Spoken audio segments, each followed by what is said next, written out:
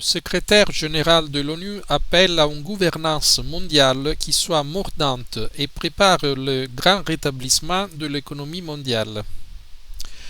Nous devons absolument nous unir pour réinventer le monde, a déclaré Antonio Guterres, secrétaire général des Nations Unies, qui appelle à un niveau de gouvernance multilatérale pour fonctionner comme un instrument de gouvernance mondiale.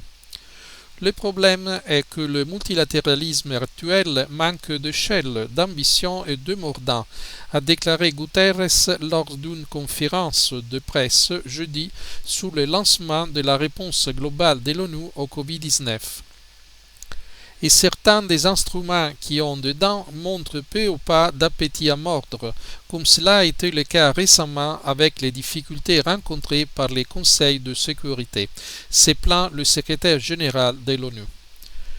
Dans le monde interdépendant d'aujourd'hui, les intérêts nationaux ne sont pas facilement séparés du bien mondial, a affirmé le perfide Guterres, ajoutant que les bouleversements économiques et sociaux causés par la pandémie de coronavirus ont mis à nu des inégalités graves et systémiques à travers le monde et ont souligné sa fragilité face à la crise climatique, la menace d'une guerre nucléaire et l'anarchie dans le cyberespace.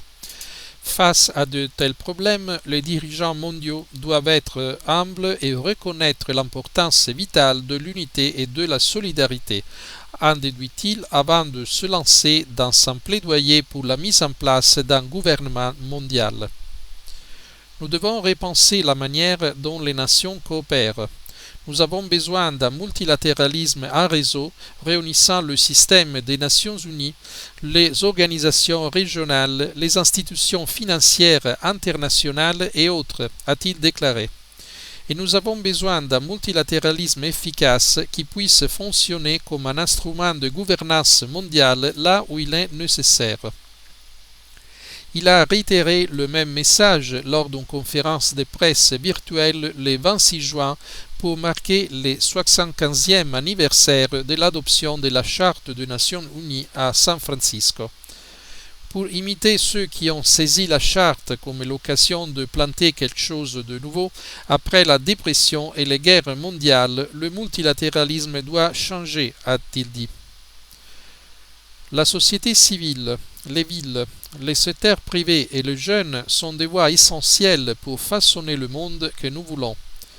Des petites phrases de Guterres que George Soros applique à la lettre en ces moments en façonnant sa révolution mondialiste.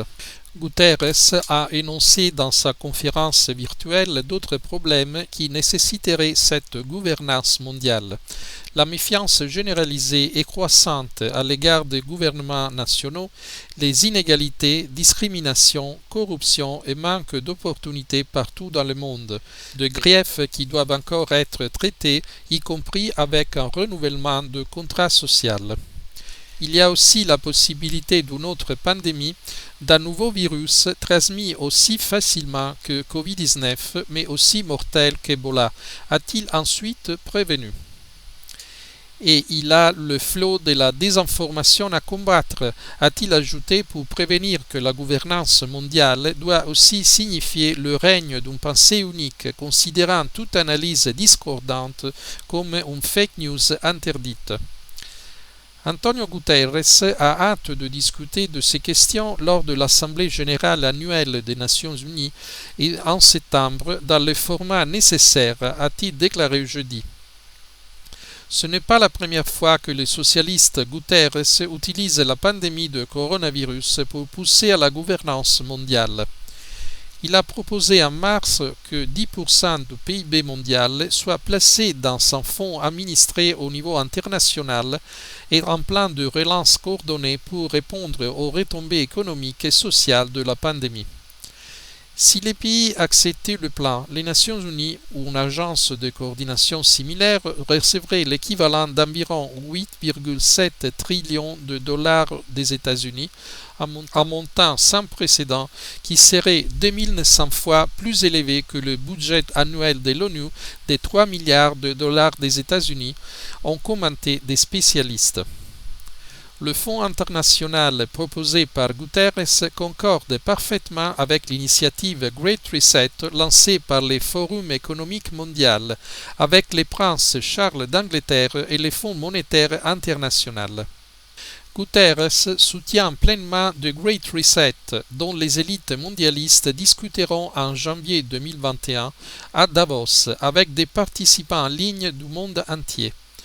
Notons qu'Antonio Guterres milite également pour un droit mondial à l'avortement dans le contexte de la pandémie de coronavirus.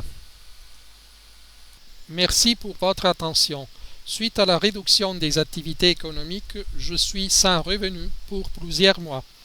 Pour bénéficier d'autres vidéos introuvables ailleurs, merci de soutenir Forum France en utilisant le lien à l'écran.